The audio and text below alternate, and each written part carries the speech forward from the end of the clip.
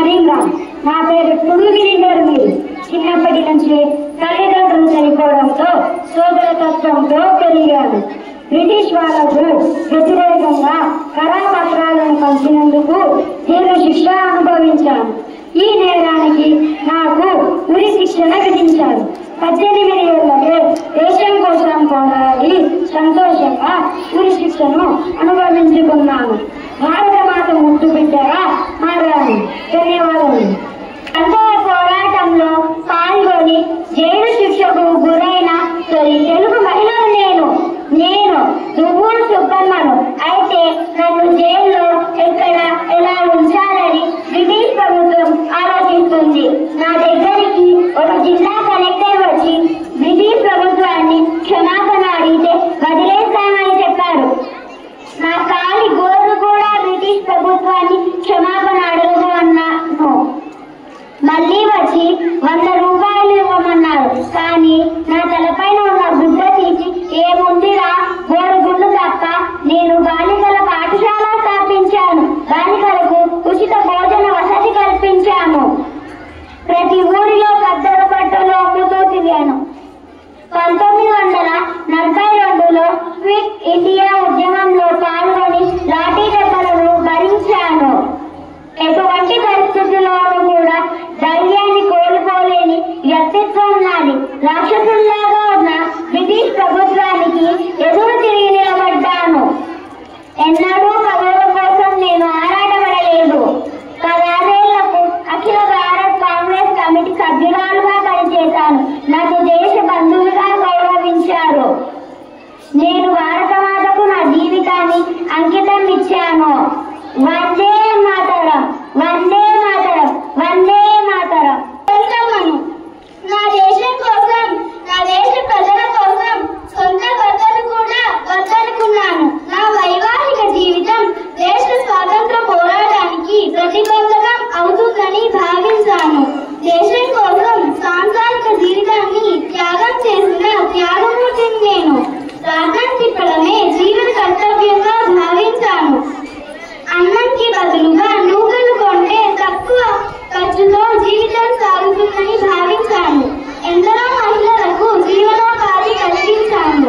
గాంధీ గారిని కలిసి నా దగ్గర ఉన్న ధనం మొత్తం దేశ సేవకు అర్పించాను. 2001 అక్టోబర్ 5వ తేదీన భరతమాతలో సగమయ్యాను.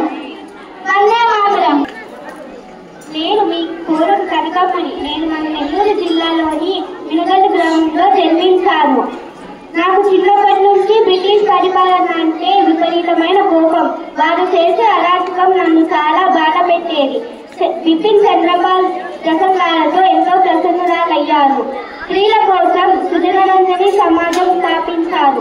ఆ సమాజానికి అనుబంధంగా వివేకానంద గ్రంథాలయం ఆరంభించారు. 1927లో రాయలసీమలో భయంకరమైన కరువు వచ్చింది.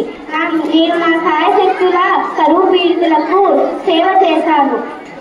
నా దేశం కోసం, నా దేశ స్వాతంత్రం కోసం ఎంతో కృషి చేసి భరతమాతలో ఐక్యమయ్యాను. గుర్తుపట్టారా పిల్లలు?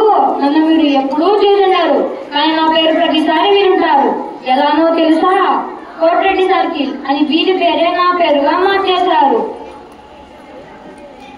నేను మహాత్మా గాంధీ శాంతి అయ్యేదని నమ్మి దండి ఉప్పు సత్యాగ్రహం, సైమన్ కమిషన్ బహిష్కరణ, హోంరూల్ ఉద్యమంలో పాల్గొన్నాను. 1940లో తొలిసారిగా 8 నెలలు జైలు శిక్ష అనుభవించాను. తిరుచినాపల్లి జైల్లోనూ కఠిన కారాగార శిక్ష అనుభవించాను. 1952లో స్వాతంత్రం వచ్చాక కడప నుండి శాసనసభ్యులయ్యాను. చంగటూరి ప్రకాశం గారి పాలనలో మంత్రిగా పనిచేశాను. నేను కడప కోటిరెడ్డి రాయన్నను. నేను మొదటి తిరుగుబాటు చేసిన రాణి చెన్నమ్మ గారి అనుచరుడిని. నేను నా అసలు పేరు సంగోళి రాయన్న. నన్ను క్రాంతి వీర సంగోళి రాయన్న అని పిలుస్తారు.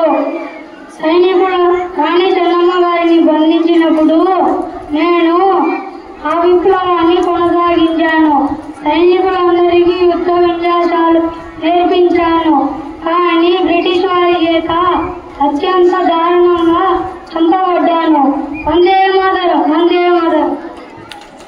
మీ ద్వారా బండాల చంద్రయ్యను ఎప్పుడూ మీరు ఉన్నారు కదా. నా పేరు అందరూ మన్యం వీరుడు అంటే అల్లూరి సీతారామరాజు మాత్రమే కాదు, నేను కూడా మన్యం వీరుడినే. ఆ రోజుల్లో బ్రిటిష్ అధికారుల వల్ల, వడ్డీ వ్యాపారుల వల్ల గిరిజనులు తీవ్రమైన దోపిడీకి గురవుతూ ఉండేవారు. గిరిజనులు ప్రాణాలకు ఎటువంటి రక్షణ లేని పరిస్థితి ఇది. ఆ స్థితిలో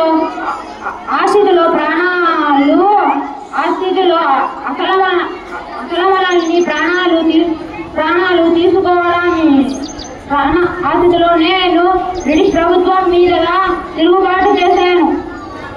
నేను అన్యాయాన్ని చూసి సంచని వ్యక్తిని.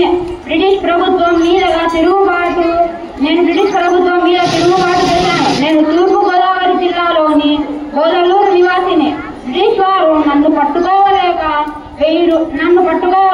నా తల నరికి తెచ్చిన వారికి 1000 రూపాయల రివార్డు ప్రకటించారు. నన్ను కుట్ర చేసి చంపేశారు. కానీ నాకు గర్వంగా ఉన్నది. నా భరతమాత కోను ప్రాణాలకు అర్పించాను. వందే మాతరం, వందే మాతరం, వందే మాతరం. ముండా అన్నందుకు ఏదో అనుకున్నారు కదా. ముండా అనేది ఒక తెగ. అది బ్రిటిష్ వారి అరాచక యుగం. నేను జార్ఖండ్, రాంచీ జిల్లాలకు సంబంధించిన వాడిని. బ్రిటిష్ వారి అన్యాయాన్ని సహించలేకపోయాను. స్వయంగా నేనే ముక్కుని ఏర్పాటు చేశాను. దిక్కుకు వ్యతిరేకంగా నిలిచాను. నన్ను బంధించారు. కానీ బయట ఉన్న నా మిత్రులు నా విప్లవాలను ముందుకు నడిపించారు. రెండవసారి నన్ను జైల్లో బంధించారు. రోజు నేను తినే ఆహారంలో నాకు విషయం కలిపి పెట్టేవారు. బయటికి మాత్రం కలరా వ్యాధి వల్ల చనిపోయాడని ప్రచారం చేశారు. వీరమరణం పొందాను. నేను, నా దేశం, నా అడవి జాతి. వందే మాతరం, వందే మాతరం. జై హింద్.